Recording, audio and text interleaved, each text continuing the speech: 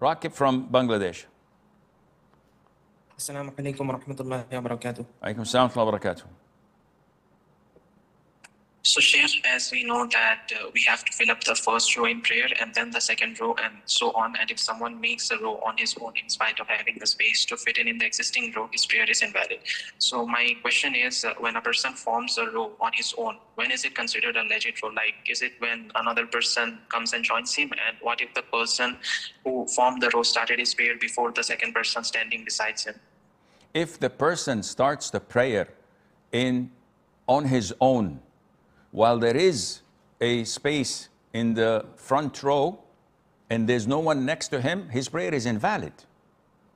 He has to wait until someone comes and they make a row. Okay, they will be both on the edge, but their prayers are valid because they started together. Or he has to go, and this is what is mandatory upon him, and fill the gap in the front row.